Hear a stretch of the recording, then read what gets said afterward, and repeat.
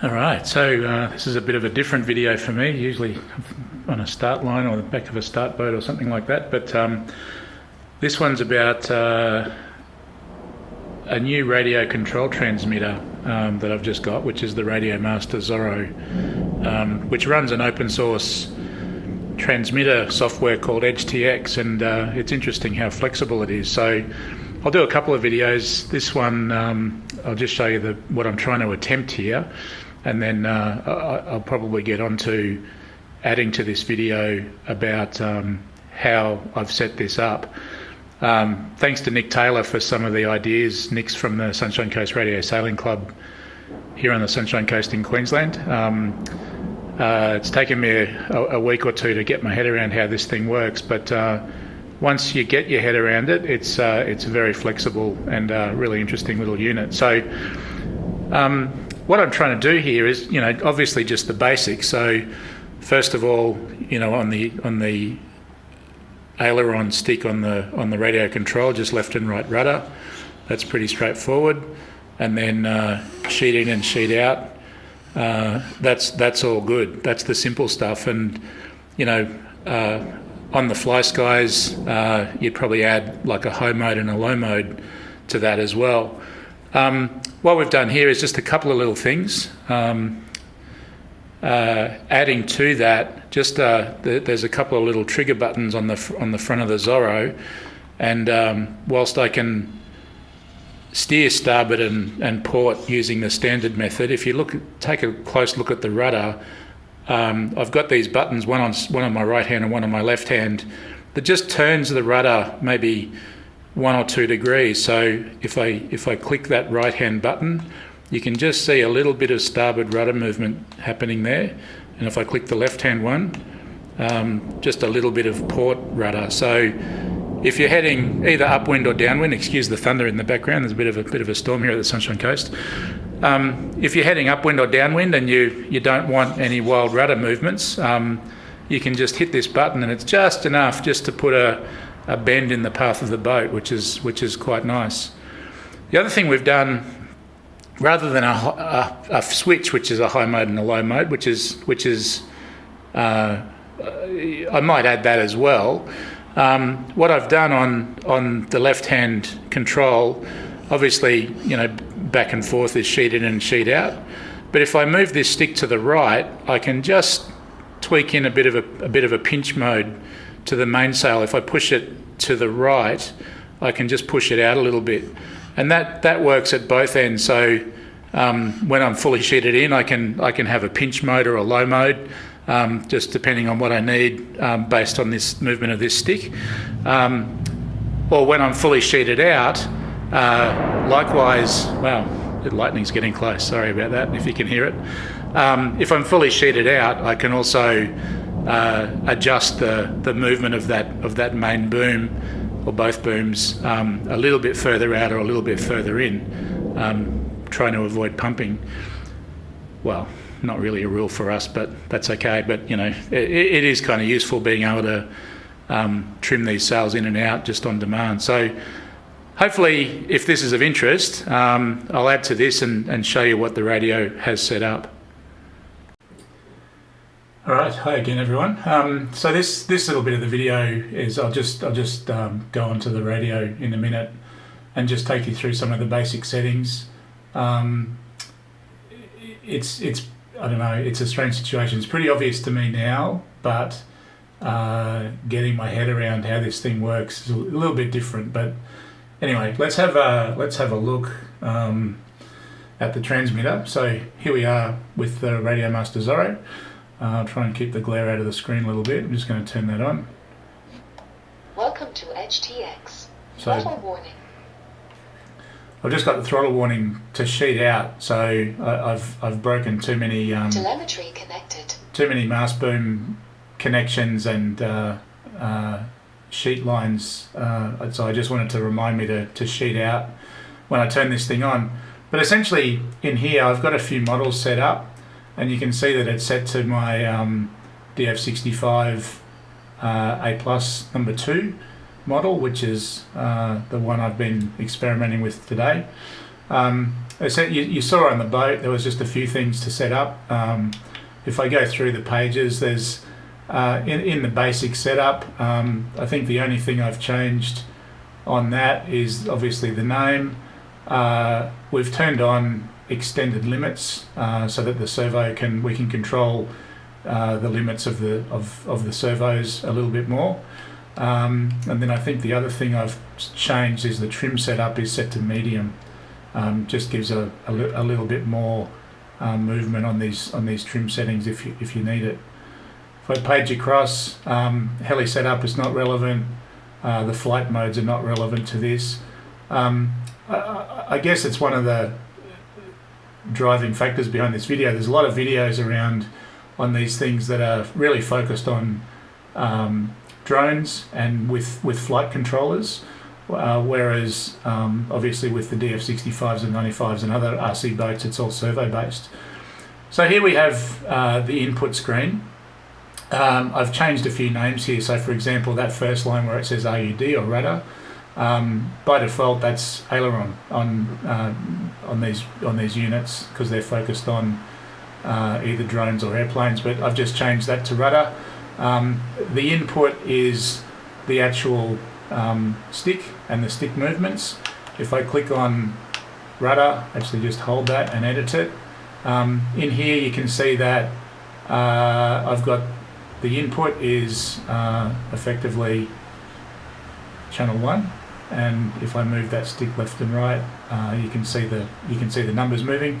So I've only just changed some names there. The weight, which is how far the servo can move, it goes to you can set a percentage there if you like.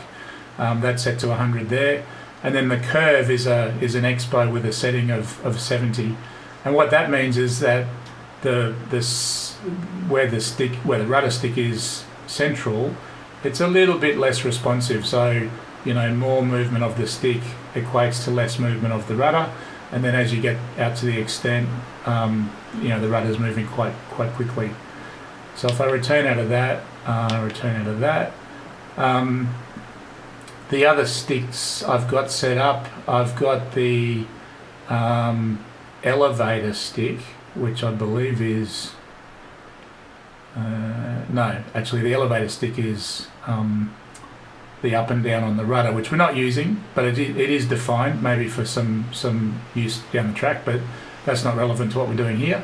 Obviously channel 3, I've changed that to the sheet, which is the sheet in and out, main sheet in and out of the boat.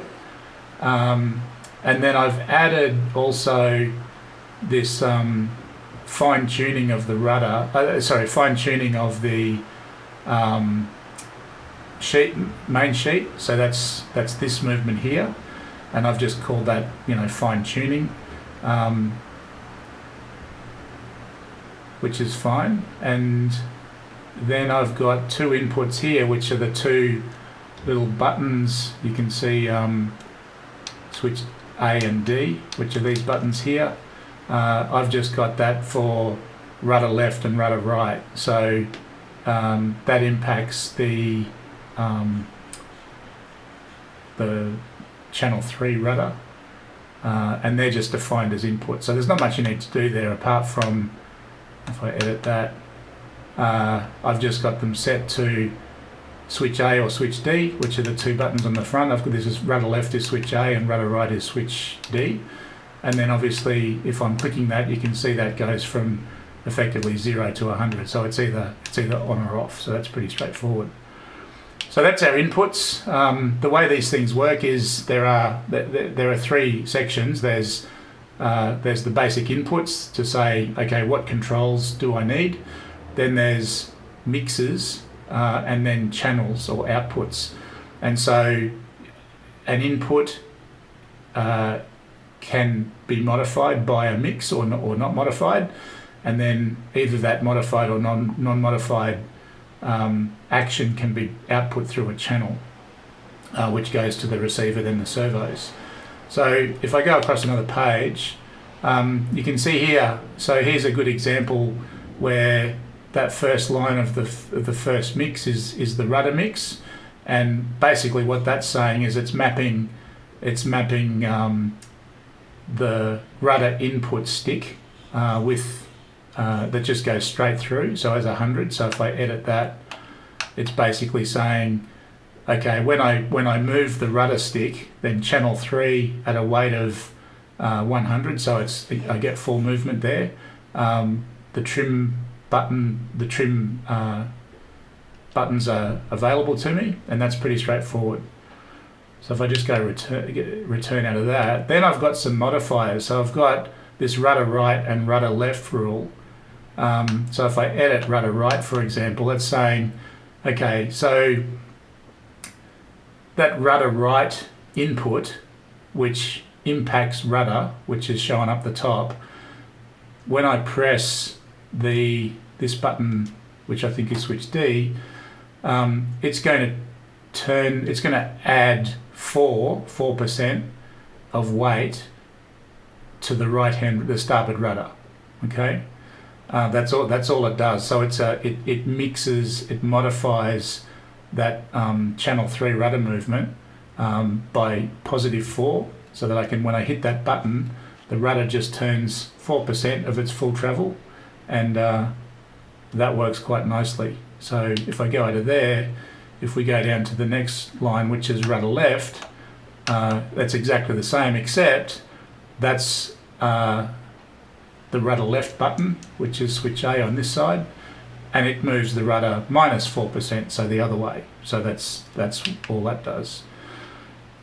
Same sort of thing on the sheet. Ignore channel 2, I haven't got anything mixing on that yet, but the sheet effectively, because we've got extended limits put on, I'm not using all of the in and out. So what you can see here is I've got a weight of 90, which is effectively, I'm using 90% of that main sheet servo.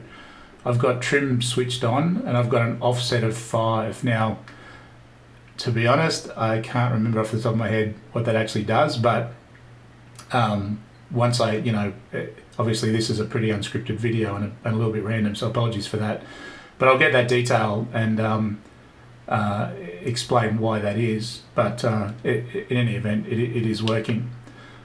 So if we hop out of there, you can see there that the sheet can be mixed. So if we don't do anything on the right and left of the sheet stick, nothing happens. If we're just going in and out, that just works normally like a normal RC in and out.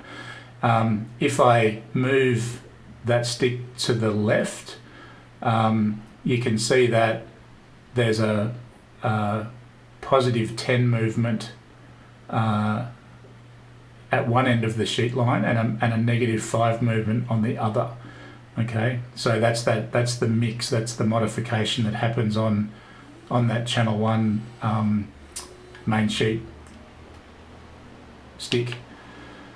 If we get out of there, hang on, let me just go back to model. I'll just keep going through the pages. I think then we spoke about inputs, we spoke about mixes, and then here we go with the output. So once we've got the input and then modified by any mixes, this is where we can control, I guess, sort of the extents of the outputs. And you can see here there's only 2. There's channel 1, which is the rudder, and channel 3, which is the sheet. All I've done there is I've limited the rudder throw so that it doesn't go 100% either way. I think that that's like putting the brakes on if you throw your rudder all the way around. I think the book and a lot of the recommendations are a 35-degree rudder throw. This at 82 is probably a bit more than 35 degrees, and I might, oops, I don't want to copy that. Oh no, I think I busted it. Let me cut the video here and I'll go fix that. Hang on. All right, sorry about that. I think I actually copied that the rudder limits or the rudder output limits to all the other channels. So I've just gone back and reset that. As I was saying, the rudder is limited to 82% port and starboard. The only other one we've changed is that sheet is set to, it's oversubscribed, so it's 110, negative 110, positive 110 of the throw of the servo. And what that means is that you know, when the thing, when the sheet is fully sheeted in, there's still a 10% movement available for the in and out trim. So essentially what we do is you set your boom position at the spot you want when you're in sort of normal mode, but then obviously you can pinch in a little bit, or you can bear away a little bit, or you know, have the boom go out a little bit as well.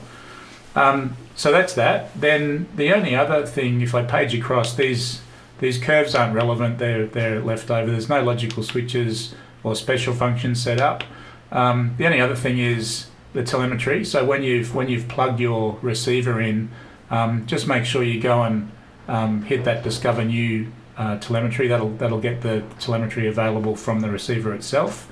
And then the final page is the display, so the telemetry display. So when you press this telemetry button down here, you can get a display that's modifiable. And here I've got the numbers, which shows the sheet, the rudder, so let's go down the left-hand side.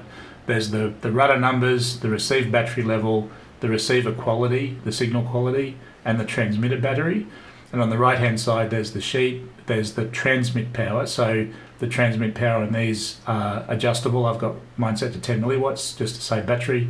Then I've got the time there as well. So that's the setup at the moment. I'll keep pushing these videos out if I think of any ways to improve them, or if you've got any questions or comments. I'm sure, you know, the thing I've noticed with this is that there's infinite ways to set it up, and so I'm sure there's plenty of different ideas around the place. But I thought, let's do one for RC sailing, and hopefully we can get a bit of a community going and talk more about it. So yeah, thanks for your time.